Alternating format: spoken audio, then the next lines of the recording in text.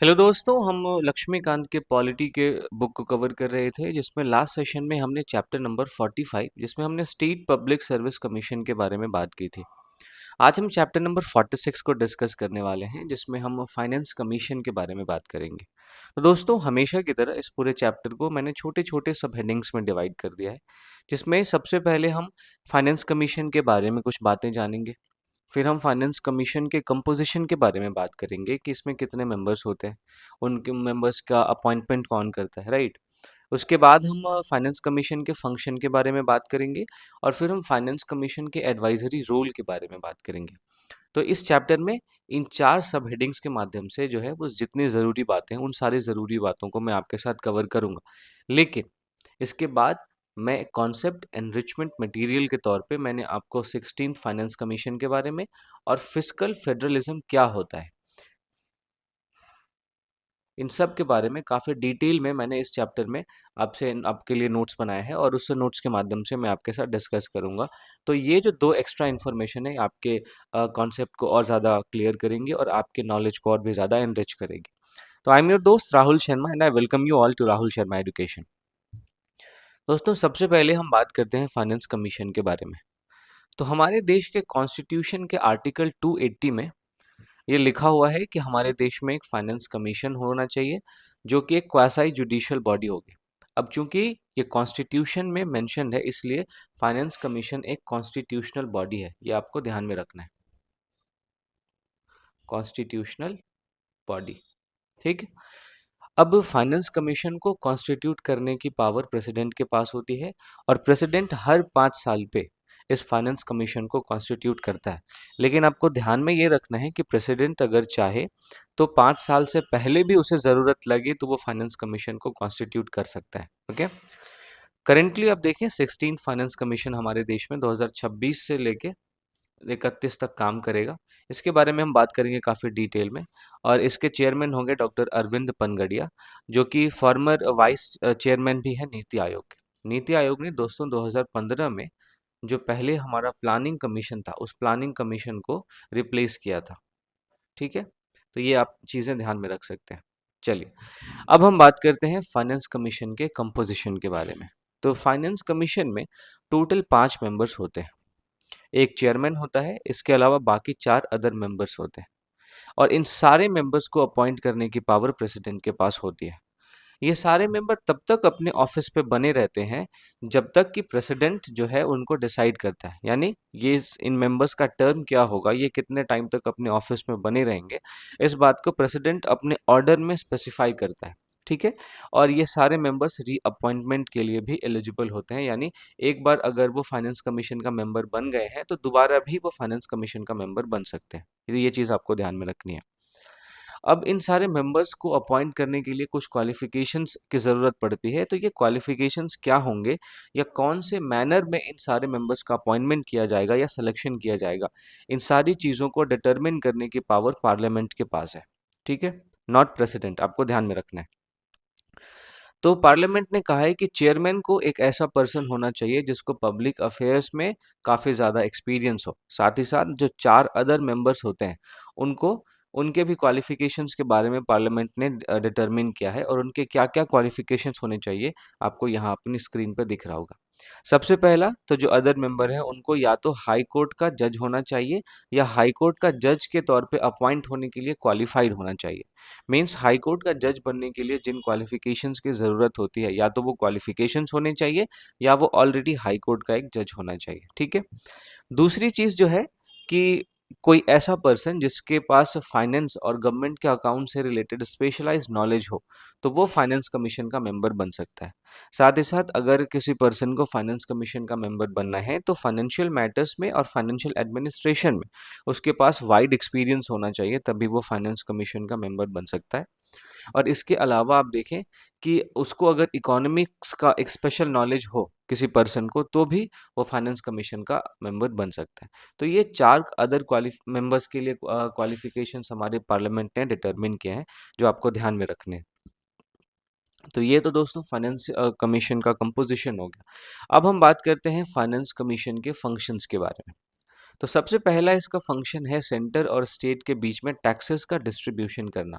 ठीक है, मान लीजिए सेंटर ने 100 रुपए का पूरा टैक्स वसूला है पूरे देश भर से। ठीक है, तो इस 100 रुपए में से कितना हिस्सा स्टेट्स को जाएगा, ये डिटरमिन करता है फाइनेंस कमीशन। ठीक है, फिर फाइनेंस कमीशन जो है वो उन प्रिंसिपल्स को भी बताता है जिन प्रिंसिपल्स के आधार पे सेंटर जो है वो स्टेट को ग्रांट्स इन एड देती है स्पेशलाइज्ड नीड्स के लिए। ठीक है, और ये जो ग्रांट्स दिए जाते हैं वो कंसोलिडेटेड फंड ऑफ इंडिया से दिए जाते हैं।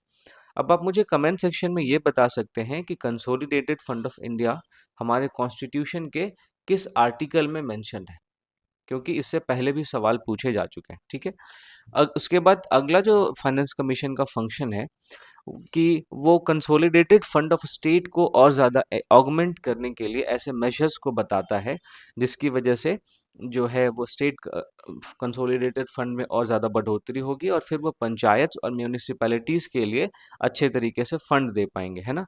और ये जो फंड देते हैं, यानी जो स्टेट के कंसोलिडेटेड फंड से पंचायत और म्यूनिसिपैलिटीज़ को जो फंड मिलता है, ये फंड स्टेट फाइनेंस कमीशन के रिकमेंडेशन पे दिया जाता है। तो अगर हम स्टेट के कंसोलिडेटेड फंड को ही ऑगमेंट नहीं कर पाए तो पंचायत और म्यूनिसिपैलिटीज़ को जो है अच्छे तरीके से फंड्स नहीं मिल पाएंगे। और जब पंचायत और म्यूनिसिपैलिटीज़ को अच्छे तरीके से फंड्स नहीं मिल पाएंगे तो हमने ग्रास रूट लेवल पे जो हमने डेमोक्रेसी को इस्टेब्लिश करने का ड्रीम सजाया था, उस ड्रीम को हम फुलफिल करने में अधूरे रह जाएंगे, है ना। फिर इसके अलावा प्रेसिडेंट अगर कोई दूसरा मैटर भी ट्रांसफर करे फाइनेंस कमीशन को तो फाइनेंस कमीशन उससे भी डील करता है। साथ ही साथ आप देखेंगे कि फाइनेंस कमीशन प्रेसिडेंट को एक रिपोर्ट सबमिट करता है और इस रिपोर्ट को प्रेसिडेंट जो है वो पार्लियामेंट के दोनों हाउसेस के सामने रखवाता है। तो ये फाइनेंस कमीशन के कुछ फंक्शंस थे जो आपको ध्यान में रखने हैं। ओके, अब हम बात करते हैं फाइनेंस कमीशन के एडवाइजरी रोल के बारे में। देखिए, फाइनेंस कमीशन कई सारे मामलों में रिकमेंडेशंस देता है, लेकिन इसके सारे रिकमेंडेशंस जो होते हैं वो एडवाइजरी नेचर के होते हैं। गवर्नमेंट के लिए मैंडेटरी नहीं होता कि वो इन सारे रिकमेंडेशंस को माने, है ना। ये यूनियन गवर्नमेंट के ऊपर डिपेंड करता है कि इन सारे रिकमेंडेशंस को इम्प्लीमेंट करे, है ना, और स्टेट्स को मनी ग्रांट करे। तो चूंकि फाइनेंस कमीशन जो है वो एक एडवाइजरी नेचर का रिकमेंडेशन देता है, इस वजह से इसके इसका जो रोल है वो थोड़ा सा लिमिटेड हो जाता है, ये आप ध्यान में रखेंगे। इसके अब इस एडवाइजरी रोल के रिगार्डिंग फोर्थ फाइनेंस कमीशन के चेयरमैन डॉक्टर पीवी राजभंडार ने एक बात कही थी। उन्होंने कहा था कि फाइनेंस कमीशन चूंकि एक कॉन्स्टिट्यूशनल बॉडी है ना, और ये एक क्वासाई जुडिशियल बॉडी भी है क्योंकि इसके पास एक सिविल कोर्ट की पावर होती है जब भी इस कमीशन को किसी डॉक्यूमेंट की ज़रूरत होती है तो इसके रिकमेंडेशन को तब तक गवर्नमेंट के द्वारा टर्न डाउन नहीं किया जाना चाहिए जब तक कि गवर्नमेंट के पास कोई कंपेलिंग रीजन ना हो, है ना। तो इनका ये कहना था, सामान्य शब्दों में अगर मैं आपसे कहूँ तो इनका ये कहना था कि फाइनेंस कमीशन जो भी रिकमेंडेशंस देती है तो बीइंग अ कॉन्स्टिट्यूशनल बॉडी उन सारे रिकमेंडेशंस को गवर्नमेंट को मान लेना चाहिए और नहीं मानने के लिए गवर्नमेंट के पास कुछ कंपेलिंग रीजंस होने चाहिए। ठीक है, अब देखिए इसके रोल को देखते हुए हम ये कह सकते हैं कि हमारे कॉन्स्टिट्यूशन ने फाइनेंस कमीशन को हमारे देश के अंदर फिस्कल फेडरलिज्म के बैलेंसिंग व्हील के तौर पे इमेजिन किया है। अब फिस्कल फेडरलिज्म क्या होता है अभी मैं आपके साथ डिस्कस करूंगा बहुत डिटेल में, तो आप घबराइए मत। ठीक है, तो हमारे कॉन्स्टिट्यूशन ने फिस्कल फेडरलिज्म के बैलेंसिंग व्हील के तौर पर फाइनेंस कमीशन को इन्विसेज किया है, इमेजिन किया है। हालांकि प्लानिंग कमीशन ने फाइनेंस कमीशन के रोल को थोड़ा बहुत अंडरमाइन कर दिया था, लेकिन जब से 2015 में प्लानिंग कमीशन को नीति आयोग ने रिप्लेस किया है तब से जो है वो फाइनेंस कमीशन का रोल जो है थोड़ा सा ज़्यादा अच्छे तरीके से उभर के सामने आया है। और जो पहले प्लानिंग कमीशन के साथ इसका टकराव होता था उस टकराव में हमें कमी देखने को मिली है। तो दोस्तों लक्ष्मीकांत के चैप्टर में आपको इतनी ही बातें दी हुई है। अब यहाँ पे मैंने कुछ एक्स्ट्रा चीज़ें आपके लिए ऐड की है ताकि आपकी जो अंडरस्टैंडिंग है वो और ज़्यादा अच्छी हो पाए। तो यहाँ पे इसको मैंने कॉन्सेप्ट एनरिचमेंट मटेरियल के नाम से ऐड किया है, जिसमें सबसे पहले हम बात करेंगे 16th फाइनेंस कमीशन के बारे में और इसके बाद हम दोस्तों बात करेंगे फिस्कल फेडरलिज्म के बारे में। तो ये दो चीज़ें मैंने एक्स्ट्रा चीज़ इसमें ऐड की है। आई होप इससे आपको फ़ायदा होगा। तो सबसे पहले दोस्तों हम बात करते हैं 16th फाइनेंस कमीशन के बारे में। देखिए, मैंने आपको बताया कि फाइनेंस कमीशन आर्टिकल 280 के तहत एक कॉन्स्टिट्यूशनल बॉडी है ना, जिसको हर 5 साल पे प्रेसिडेंट फॉर्म करता है और इसका काम है जो भी फाइनेंशियल रिसोर्सेज हैं उसका डिस्ट्रीब्यूशन करना बिटवीन सेंटर एंड स्टेट्स। ठीक है, 16th फाइनेंस कमीशन को 2023 में कॉन्स्टिट्यूट किया गया है और इसका जो टाइम पीरियड है वो 2026 से लेके 31 तक है। तो ये 2026 से लेके 2031 तक ये काम करेगा। इसके चेयरमैन डॉक्टर अरविंद पनगड़िया हैं, जो कि फॉर्मर नीति आयोग के वाइस चेयरमैन भी रह चुके हैं। अब कंपोजिशन के बारे में मैं आपको बता दूं कि इसके चेयरमैन का नाम मैंने आपको बता दिया कि डॉक्टर अरविंद पनगरिया है। इसके अलावा फुल टाइम मेंबर्स के रूप में हमें अजय नारायण झा देखने को मिलते हैं, फिर एनी जॉर्ज मैथ्यू हैं और डॉक्टर मनोज पांडा है। ठीक है। पार्ट टाइम मेंबर में हम डॉक्टर सौम्या कांति घोष को भी देखते हैं और इसके सेक्रेटरी के तौर पर ऋत्विक रंजनम पांडे को देखते हैं, जो कि एक आईएएस है। ठीक है। तो सारे मेंबर्स का अपॉइंटमेंट प्रेसिडेंट करता है, ये मैं आपको पहले ही बता चुका हूँ। अब देखिए, ये जो फाइनेंस कमीशन है, ये फाइनेंस कमीशन हमारे देश में स्टेट्स और यूनियन के बीच में टैक्स का डिवोल्यूशन किस तरीके से होगा। अभी इन टैक्स में आप जीएसटी को भी शामिल कर सकते हैं, इनकम टैक्स को भी शामिल कर सकते हैं। तो इन टैक्सेस का डिवोल्यूशन यूनियन और स्टेट्स के बीच में किस तरीके से होगा, इस बात पर रिकमेंडेशन देता है फाइनेंस कमीशन। साथ ही साथ ये उन प्रिंसिपल्स को भी इस्टेब्लिश करता है जिन प्रिंसिपल्स के तहत यूनियन के द्वारा स्टेट्स को ग्रांट्स दिए जाते हैं। आर्टिकल 275 में इन ग्रांट्स की चर्चा है। इन ग्रांट्स के दो प्रकार होते हैं, जो मैंने आपसे सेंटर स्टेट रिलेशन वाले चैप्टर में डिस्कस किया था। एक तो होता है लीगल और दूसरा होता है डिस्क्रिशनरी, है ना। लीगल में जो है वो डिस्क्रिशनरी जो है वो अपने मन से सरकार देती है जब जरूरत पड़ता है तो, और लीगल जो है वो इन फाइनेंस कमीशन के रिकमेंडेशन के आधार पर दिया जाता है। ठीक है। इसके साथ साथ आप देखिए कि पंचायत और म्यूनिसिपैलिटीज के लिए फंड्स को ऑगमेंट करने के भी मेजर्स को सजेस्ट करता है फाइनेंस कमीशन।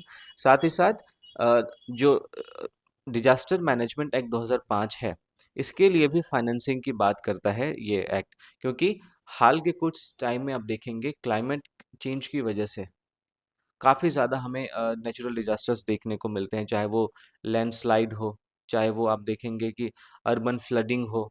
तो इन सारे कंडीशंस से डील करने के लिए, डिजास्टर से डील करने के लिए जो डिजास्टर मैनेजमेंट एक्ट 2005 है, इसके लिए फाइनेंसिंग की बात करता है फाइनेंस कमीशन। साथ ही साथ अगर कोई और फिजिकल मैटर प्रेसिडेंट ने उसको रेफर किया हो तो उसको भी एड्रेस करता है। अब हमारे देश में जो फाइनेंस कमीशन है उसके सामने कई सारे चैलेंजेस हैं। सबसे पहला चैलेंज तो है कि हमारे देश में जो 41% का स्टेट शेयर है उसको मेंटेन करना, क्योंकि उत्तर प्रदेश जैसे स्टेट्स इस 41% को 50% तक करने की मांग कर रहे हैं। अब देखिए 41% स्टेट शेयर का मतलब ये है कि अगर यूनियन को 100 रुपये टैक्स मिल रहे हैं तो उसमें से 41 रुपीज़ जो, हाँ माफ़ कीजिएगा, 100 रुपये में से 41 रुपीज़ स्टेट्स को ट्रांसफ़र किया जाएगा। तो उत्तर प्रदेश जैसे स्टेट्स का कहना है कि ये 41 नहीं बल्कि 50% होना चाहिए। तो ऐसे केसेस में इस 41% स्टेट शेयर को मेंटेन करना भी इनके सामने एक चुनौती है। इसके साथ साथ हमारे देश में आप देखेंगे अर्बन इंफ्रास्ट्रक्चर की जो ज़रूरत है वो काफ़ी ज़्यादा बढ़ चुकी है, क्योंकि अगले डेकेड में हम देखते हैं कि 840 बिलियन की ज़रूरत हमें अर्बन इंफ्रास्ट्रक्चर के लिए पड़ेगी। तो इन सारे अर्बन इंफ्रास्ट्रक्चर के नीड को एड्रेस करना भी फाइनेंस कमीशन के लिए एक चैलेंज बना हुआ है। साथ ही साथ अलग अलग रीजनल डिस्पैरिटी जो हमें फिजिकल इक्विटी और इफ़िशिएंसी में देखने को मिलती है, उसको भी रिड्यूस करने का चैलेंज फाइनेंस कमीशन के पास है। क्योंकि आप देखेंगे हमारे देश के अलग अलग रीजन्स में, अगर आप तमिलनाडु चले जाइए और फिर आप ओडिशा या बिहार चले जाइए, तो यहाँ पे आपको फाइनेंशियल जो है इक्विटी उसमें काफ़ी ज़्यादा अंतर देखने को मिलता है, काफ़ी ज़्यादा डिस्पैरिटी देखने को मिलती है। तो इस डिस्पैरिटी को रिड्यूस करने का चैलेंज भी फाइनेंस कमीशन के साथ पास है। साथ ही साथ जो सेंट्रली स्पॉन्सर्ड स्कीम होते हैं, जो स्टेट के ऑटोनॉमी को थोड़ा सा लिमिट करते हैं, उसके संबंध में भी रिफॉर्म करने का चैलेंज हमारे फाइनेंस कमीशन के पास है। और इसके साथ साथ आप देखेंगे कि हमारे देश में जुडिशियल फंडिंग में काफ़ी ज़्यादा गैप देखने को मिलता है, तो इस गैप को ब्रिज करने का चैलेंज भी फाइनेंस कमीशन के पास है ना। तो इन सारे चैलेंजेस के बावजूद फाइनेंस कमीशन का काफ़ी इंपॉर्टेंस है। जैसे ये हमारे देश में फिजिकल फेडरलिज्म को प्रमोट करता है। क्या होता है फिजिकल फेडरलिज्म, अभी हम थोड़ी देर में बात करने वाले हैं। साथ ही साथ जो फाइनेंस कमीशन है वो हमारे देश के अंदर इक्विटेबल रिसोर्स शेयरिंग को भी प्रमोट करता है। यानी ये इस बात को इंश्योर करता है कि हमारे देश के हर रीजन्स के लिए, चाहे वो ज़्यादा डेवलप्ड हो या चाहे वो कम डेवलप्ड हो, उनके कंडीशंस के हिसाब से रिसोर्स को शेयर किया जाए। जिनको ज़्यादा ज़रूरत है उनको ज़्यादा शेयर किया जाए, जिनको कम ज़रूरत है उनको कम शेयर किया जाए। इस बात को प्रमोट करता है फाइनेंस कमीशन, ठीक है। फिर इसके अलावा ये हमारे देश के अंदर लोकल गवर्नेंस को भी स्ट्रेंथन करने का काम करता है, क्योंकि पंचायत और म्यूनिसिपैलिटीज़ के फंड्स को ऑगमेंट करने के लिए ये मेजर्स बताता है। इसके साथ साथ आप देखेंगे हमारे देश में यूनियन और स्टेट के बजट्स को भी इन्फ्लुएंस करता है। हमारे देश में जो फिजिकल डेफिसिट है उसको भी इन्फ्लुएंस करता है। अब फिजिकल डेफिसिट जो है ये FRBM एक्ट, जो कि 2003 का एक्ट है ना, इसमें 3% डिसाइड किया गया था कि ये हमारे जीडीपी का, ये 3% हमारे टोटल जीडीपी का होना चाहिए। लेकिन 2020 में जब से पैंडेमिक आया तब से हमने इसको बार बार रिवाइज किया है, और 2025-26 के लिए आपको ध्यान में रखना है जो फिजिकल डेफिसिट का टारगेट है वो 4.4% है ना। ये 4.8% था 2024-25 में। तो धीरे धीरे करके फिर से इसको कम किया जा रहा है, और हम आगे चल के फिर से अपने 3% वाले टारगेट को अचीव करने का जो है वो उसकी तरफ आगे बढ़ेंगे। तो फाइनेंस कमीशन हमारे फिजिकल डेफिसिट के टारगेट को भी इन्फ्लुएंस करता है, हमारे स्टेट और यूनियन के बजट को भी इन्फ्लुएंस करता है। इसके साथ साथ डिजास्टर रेजिलियंस को एनहांस करता है थ्रू बेटर फंडिंग, क्योंकि मैंने आपको बताया कि डिजास्टर मैनेजमेंट एक्ट 2005 के तहत जो डिजास्टर रेजिलियंस को बढ़ाने के लिए जिन फंडिंग्स की बात थी उसको भी एड्रेस करने का काम ये फाइनेंस कमीशन करता है। साथ ही साथ ये हमारे नेशनल प्रायोरिटीज़ के साथ भी अलाइन करता है, क्योंकि हाल के दशक में हमें हेल्थ, एजुकेशन और अर्बनाइजेशन, इन तीनों सेक्टर का इंपॉर्टेंस काफ़ी ज़्यादा बढ़ते हुए हमें दिखा है। तो इन सारे नेशनल प्रायोरिटीज़ के साथ भी फाइनेंस कमीशन हमारा अलाइन करता है। अगर हम दोस्तों 16th फाइनेंस कमीशन का 15th फाइनेंस कमीशन से कंपैरिजन करें, तो सबसे पहले तो हम देखते हैं कि 15th फाइनेंस कमीशन का जो टाइम पीरियड था वो 2020 से 26 तक था, वहीं 16th का 2026 से 31 है। टैक्स डिवोल्यूशन की बात करें तो 15th फाइनेंस कमीशन ने भी 41% स्टेट शेयर को बनाए रखा था, जो कि 42 से कम करके 41 किया गया था, क्योंकि जब जम्मू कश्मीर और लद्दाख इनको यूनियन टेरिटरीज बना दिया गया, तो इसलिए 42 को कम करके 41% स्टेट शेयर कर दिया गया। 16th फाइनेंस कमीशन में भी 41% स्टेट शेयर है, ये दो आप ध्यान में रखेंगे। अब ये जो स्टेट शेयर डिसाइड करने का क्राइटेरिया होता है उसमें सबसे पहले आप पॉपुलेशन को देख सकते हैं, इनकम डिस्टेंस देख सकते हैं, एरिया है, फॉरेस्ट कवर है, टैक्स एफर्ट है। तो इन सारे क्राइटेरियाज के बेस पे ये स्टेट शेयर को डिटरमिन किया जाता है। अगर हम फोकस के कॉन्टेक्स्ट में 15th और 16th फाइनेंस कमीशन का कंपैरिजन करें, तो हम देखते हैं कि जहां 15th फाइनेंस कमीशन ने फिजिकल डेफिसिट और डिफेंस फंडिंग पे काफ़ी ज़्यादा जोर दिया था, उसको काफ़ी ज़्यादा इम्फेसाइज किया था, वहीं 16th फाइनेंस कमीशन ने अर्बनाइजेशन और क्लाइमेट रेजिलियंस इन दोनों को प्रायोरिटाइज किया है। तो ये थोड़ा सा अंतर आप यहाँ पे आपको देखने को मिल सकता है। अगर दोस्तों हम रीसेंट डेवलपमेंट्स की बात करें तो फाइनेंस कमीशन ने कई सारे स्टेट्स के साथ फंड एलोकेशन नीड्स के बारे में डायरेक्ट कंसल्ट भी किया है। साथ ही साथ डिज़ास्टर साइट को विजिट करके इन्होंने डिज़ास्टर को से उस डिज़ास्टर से निपटने के लिए कितने ज़्यादा फंड्स की ज़रूरत है उसको डिसाइड किया है ना। इसके साथ साथ इन्होंने पब्लिक सजेशंस को भी इनवाइट किया है, ताकि जो फाइनेंस कमीशन के रिकमेंडेशंस हैं वो इंक्लूसिव बन सके, समावेशी बन सके।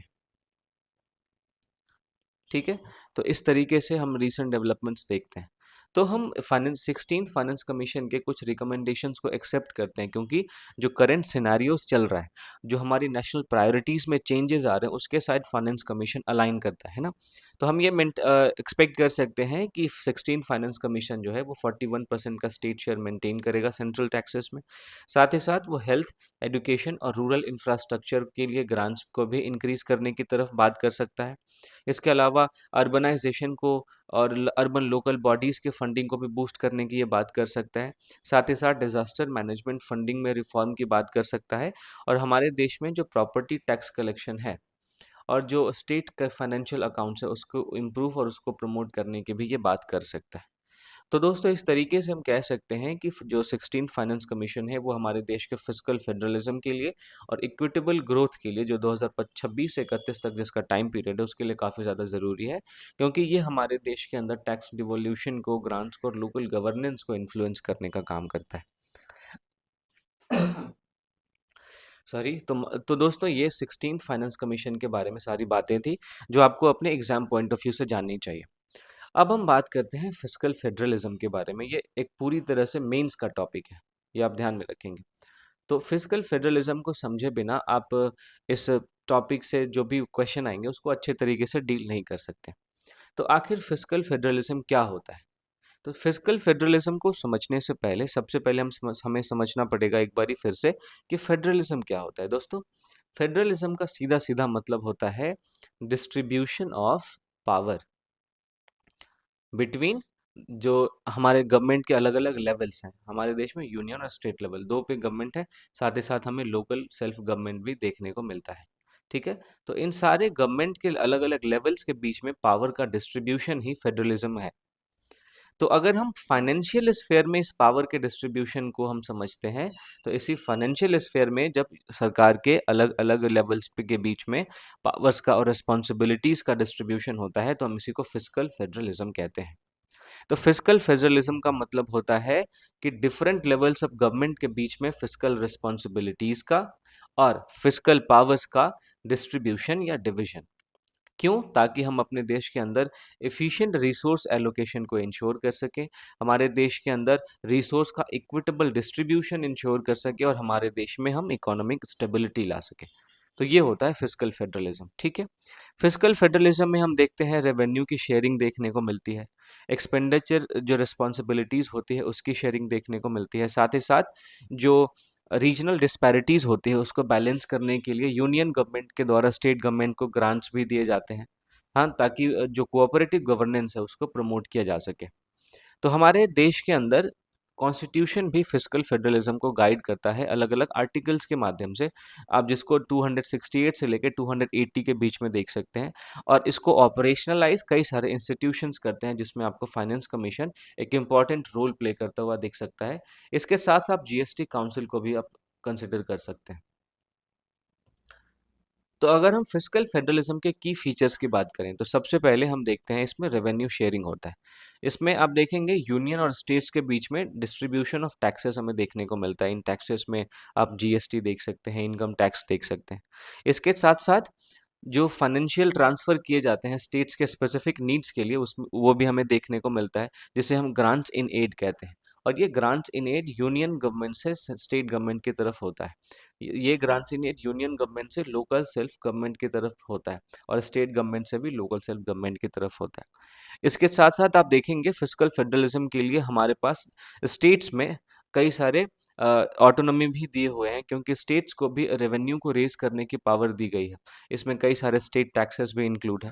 साथ ही साथ स्टेट्स को अपने बजट्स को मैनेज करने की पावर दी गई है और यूनियन के साथ जो भी उनकी पॉलिसीज हैं उनको बैलेंस करने की पावर दी गई है।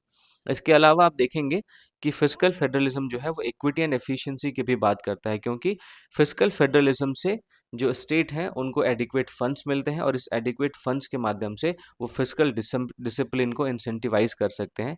और इस वजह से जो लेस डेवलप्ड स्टेट्स हैं, है ना, उनको ज़्यादा अच्छे तरीके से फंडिंग मिलती है और उस लेस डेवलप्ड स्टेट में एक फिजिकल डिसिप्लिन को इंसेंटिवाइज किया जा सकता है फिस्कल फेडरलिज्म के माध्यम से। तो फिस्कल फेडरलिज्म के कॉन्स्टिट्यूशनल मैकेनिज्म के तौर पे हमें फाइनेंस कमीशन देखने को मिलता है, जो कि टैक्स का डिवोल्यूशन करता है और ग्रांट्स का डिवोल्यूशन करता है फ्रॉम यूनियन टू स्टेट्स। तो इस तरीके से हम देख सकते हैं। तो दोस्तों हमारे देश के अंदर आखिर फिस्कल फेडरलिज्म के किन किन इंस्टीट्यूशंस के माध्यम से या कैसे कैसे काम करता है ये समझते हैं। सबसे पहले मैंने आपको बताया कि फाइनेंस कमीशन हमारे देश में फिस्कल फेडरलिज्म को प्रमोट करने का सबसे अच्छा इंस्टीट्यूशन है, क्योंकि फाइनेंस कमीशन हमारे देश में यूनियन और स्टेट्स के बीच में टैक्स के डिवोल्यूशन की बात करता है ना। फिर ग्रांट्स की बात करता है जो कि स्पेसिफिक पर्पस के लिए होते हैं। इसमें आप डिजास्टर रिलीफ के पर्पस के लिए देख सकते हैं, लोकल बॉडीज के पर्पस के लिए देख सकते हैं। इसके साथ साथ फाइनेंस कमीशन उन क्राइटेरियाज को भी बताता है जिनके आधार पर स्टेट्स का शेयर डिटरमिन होता है। इसमें आप पॉपुलेशन है, इनकम डिस्टेंस है, टैक्स एफर्ट है, इन सारे क्राइटेरियाज को ध्यान में रखा जाता है। फिर फिस्कल फेडरलिज्म जो है वो जीएसटी काउंसिल उसकी मदद से भी काम करता है, क्योंकि जीएसटी के आने के बाद से हमारे देश में एक यूनिफाइड टैक्स सिस्टम आ चुका है। जहाँ पे स्टेट्स और यूनियन आपस में रेवेन्यू को शेयर करते हैं, और इस यूनिफाइड टैक्स सिस्टम को मैनेज करने का काम जीएसटी काउंसिल करती है। अब आप मुझे बता सकते हैं कमेंट सेक्शन में कि कौन से कॉन्स्टिट्यूशनल अमेंडमेंट एक्ट के माध्यम से जीएसटी को लाया गया था, और वो एक्ट कौन सा था, और जीएसटी का जो बिल नंबर था, बिल का नंबर कौन सा था, और कॉन्स्टिट्यूशनल अमेंडमेंट एक्ट का नंबर कौन सा था। आप ये दोनों चीज़ें मुझे कमेंट सेक्शन में बता सकते हैं। इसके साथ साथ आप देखेंगे हमारे देश में स्टेट को ऑटोनॉमी भी दी हुई है, क्योंकि स्टेट्स को अपने रेवेन्यू को रेज करने की पावर दी गई है अलग अलग टैक्सेस और स्टाम्प ड्यूटीज के माध्यम से, जिसमें आप देखेंगे स्टाम्प ड्यूटी है, लिकर पे वैट है ना। इसके साथ साथ स्टेट को यूनियन गवर्नमेंट से ग्रांट भी मिलता है अलग अलग स्कीम्स के लिए जो हेल्थ और एजुकेशन से रिलेटेड होते हैं। तो इन तीन चीज़ों के माध्यम से हमारे देश में फिजिकल फेडरलिज्म काम करता है, ये आप ध्यान में रखेंगे। अब देखिए, फिजिकल फेडरलिज्म हमारे देश में काम अच्छे से करता है, लेकिन उसके सामने कई सारे चैलेंजेस हैं। जैसे सबसे पहले तो हमारे देश के अंदर हमें वर्टिकल इम्बैलेंस देखने को मिलता है। आप देखेंगे कि स्टेट्स के पास बहुत ज़्यादा एक्सपेंडिचर रिस्पॉन्सिबिलिटीज़ हैं, लेकिन उसके मुकाबले उनके पास जो रेवेन्यू के सोर्सेज हैं वो काफ़ी कम है। तो एक तरफ स्टेट्स जो हैं वो उनके पास एक्सपेंडिचर रिस्पॉन्सिबिलिटीज़ काफ़ी ज़्यादा हैं, वहीं दूसरी तरफ हम देखते हैं कि जो मेजर टैक्सेस हैं उनको कलेक्ट करने की पावर यूनियन के पास है। तो ये एक हमें इम्बैलेंस देखने को मिलता है। फिर ये तो वर्टिकल इम्बैलेंस था बिटवीन यूनियन एंड स्टेट। इसके साथ साथ हमें हॉरिजॉन्टल इम्बैलेंस भी देखने को मिलता है, क्योंकि अलग अलग स्टेट्स के बीच में भी हमें डिस्पैरिटी देखने को मिलती है। जैसे आप उत्तर प्रदेश और गोवा के बीच में देख सकते हैं कि उनको उनके रेवेन्यू कैपेसिटी को लेके उनके बीच में कितनी डिस्पैरिटी है। इसके साथ साथ सेंट्रली स्पॉन्सर्ड स्कीम्स जो होते हैं उनमें स्टेट्स के पास लिमिटेड फ्लेक्सिबिलिटी होती है। दोस्तों, सेंट्रली स्पॉन्सर्ड स्कीम ऐसे स्कीम होते हैं जिसको यूनियन और स्टेट ये दोनों मिलके इम्प्लीमेंट करते हैं, लेकिन इस स्कीम के इम्प्लीमेंटेशन में स्टेट की जो है वो लिमिटेड फ्लेक्सिबिलिटी होती है। इसके अलावा फिजिकल फेडरलिज्म के सामने एक और चैलेंज है फिजिकल डिसिप्लिन का, क्योंकि जो स्टेट्स हैं वो अपने सत्ता को उसमें जो भी पार्टी है पावर में वो अपनी सत्ता को बनाए रखने के लिए ओवर स्पेंड करती है। इसकी वजह से जो उनका डेफिसिट है वो इंक्रीज होता है, और फिर वहाँ पे यूनियन इंटरवेंशन की ज़रूरत पड़ती है, और हमें सेंटर स्टेट रिलेशन में टेंशन देखने को मिलता है, और इस टेंशन की वजह से हमारे देश में डेवलपमेंटल प्रोसेस में काफ़ी ज़्यादा हमें नुकसान देखने को मिलता है। अब देखिए, जब ओवर स्पेंड कोई भी स्टेट करता है या ओवर डेफिसिट बहुत ज़्यादा बढ़ जाता है, तो इस डेफिसिट को पूरा करने के लिए हम एक्सटर्नल कमर्शियल बोरिंग्स करते हैं। ईसीबी कहते हैं इसको, हम विदेशी ऋण लेते हैं। विदेशी ऋण लेने की वजह से क्या होता है, हमारे देश में जो हमारी करेंसी है रुपीज़, ये कमज़ोर होता है। रुपीज़ के कमज़ोर होने से हमारे देश की क्रेडिट रेटिंग पे बहुत ज़्यादा बुरा असर पड़ता है, और जब क्रेडिट रेटिंग पे बुरा असर पड़ता है तो हमारे देश में जो इन्वेस्टमेंट है, इस इन्वेस्टमेंट पे भी बुरा असर पड़ेगा। हमारे देश में एफडीआई आने कम हो जाते हैं, और फिर रुपी जब कमज़ोर पड़ता है तो इससे हमारा जो फॉरेक्स है उस पे भी हमारा काफ़ी ज़्यादा प्रेशर पड़ता है, काफ़ी ज़्यादा टेंशन आता है इस पे। तो फॉरेक्स भी हमारा कम हो जाता है, इस पे और ज़्यादा दबाव पड़ता है। ठीक है? तो कई सारे इसके रिपरकशन हमें देखने को मिलते हैं। तो ये बहुत सारे चैलेंजेस है फिजिकल फेडरलिज्म के सामने, लेकिन इन सारे चैलेंजेस के बावजूद जो फिजिकल फेडरलिज्म है काफ़ी ज़्यादा इम्पॉर्टेंट हमारे देश के लिए हो जाता है, क्योंकि फिजिकल फेडरलिज्म हमारे देश के अंदर कोऑपरेटिव फेडरलिज्म को प्रमोट करता है, और ये यूनियन और स्टेट इन दोनों के गोल्स को एक दूसरे के साथ अलाइन करने का काम करता है। और जब यूनियन और स्टेट के गोल्स एक दूसरे के साथ अलाइन हो जाते हैं तो किसी भी देश की सरकार जो है वो अच्छे से काम कर पाती है, और किसी भी देश के अंदर डेवलपमेंटल प्रोसेस काफ़ी ज़्यादा बूस्ट हो पाता है। फिर फिजिकल फेडरलिज्म हमारे देश के अंदर रीजनल डिस्पैरिटी को भी रिड्यूस करने की तरफ बात करता है, क्योंकि ये इक्विटेबल फंड एलोकेशन की बात करता है। इक्विटेबल फंड एलोकेशन का मतलब दोस्तों ये है कि जिन स्टेट्स को ज़्यादा ज़रूरत है उन स्टेट्स को ज़्यादा फंड दिए जाए, और जिन स्टेट्स को कम ज़रूरत है उन स्टेट्स को कम फंड दिए जाए। इसके अलावा मैंने आपको बताया कि लोकल गवर्नेंस को भी स्ट्रेंथन करने का काम फिजिकल फेडरलिज्म करता है, क्योंकि पंचायत और म्यूनिसिपैलिटीज़ के लिए जो ग्रांट्स हैं यूनियन गवर्नमेंट के द्वारा दिए जाते हैं, उस ग्रांट्स को डिटरमिन करता है ये। साथ ही साथ स्टेट के जो कंसोलिडेटेड फंड ऑफ स्टेट होता है, इसको भी ऑगमेंट करने के मेजर्स को रिकमेंड करता है ये फाइनेंस कमीशन, और इसकी वजह से हमारे देश में फिजिकल फेडरलिज्म आता है। इसके साथ साथ हमारे देश में फिजिकल फेडरलिज्म इकोनॉमिक स्टेबिलिटी को भी इंश्योर करता है, क्योंकि ये पब्लिक इन्वेस्टमेंट और फिजिकल डेफिसिट इन दोनों के बीच में बैलेंस बना के रखता है। क्योंकि अगर ये बैलेंस नहीं होगा तो एक तरफ पब्लिक इन्वेस्टमेंट ज़्यादा होने की वजह से हमारे देश में अंदर फिजिकल डेफिसिट ज़्यादा देखने को मिलेगा। तो जैसा कि मैंने आपको बताया, फिर इस डेफिसिट को पूरा करने के लिए हम विदेश से ऋण लेते हैं, जो है ना, फॉरेन से हम लोन लेते हैं। तो इस लोन की वजह से हमें अपनी इकोनॉमी पे कई सारे नेगेटिव इम्पैक्ट्स देखने को मिलते हैं। तो दोस्तों, इस तरीके से पूरे डिस्कशन के बाद हम ये कह सकते हैं कि फिस्कल फेडरलिज्म जो है वो हमारे देश के फाइनेंशियल गवर्नेंस का बैकबोन है, जो हमारे देश में अलग अलग रीजन्स के लिए इक्विटेबल रिसोर्सेज का डिस्ट्रीब्यूशन को इंश्योर करने का काम करता है। तो ये दोस्तों, आज के इस सेशन में जितनी भी ज़रूरी बातें थी मैंने आपके साथ की। जो किताब में बातें थी वो तो मैंने आपके साथ की ही, साथ ही साथ किताब से एक्स्ट्रा भी मैंने आपको इन्फॉर्मेशन दिया, ताकि आप अपने नॉलेज को और भी ज़्यादा एनरिच कर सके, आप अपनी अंडरस्टैंडिंग को और भी ज़्यादा बेहतर कर सके। अगर आपको दोस्तों इस सेशन का पीडीएफ चाहिए तो आप मेरे टेलीग्राम चैनल को ज्वाइन कर सकते हैं। राहुल शर्मा एजुकेशन नाम से ये टेलीग्राम चैनल है, और इसका लिंक आपको डिस्क्रिप्शन में मिल जाएगा। और दोस्तों, जाने से पहले अगर आपने अभी तक इस वीडियो को लाइक नहीं किया है तो लाइक कर दीजिए। चैनल को सब्सक्राइब नहीं किया है तो सब्सक्राइब कर लीजिए। आपके इस लाइक और सब्सक्राइब करने से मेरे अंदर भी और ज़्यादा उत्साह आता है, और मैं और ज़्यादा अच्छे तरीके से जो है नई नई चीज़ें आपके लिए लेके आता हूँ। तो मिलता हूँ आपसे अगले सेशन में, तब तक के लिए थैंक्स फॉर वॉचिंग।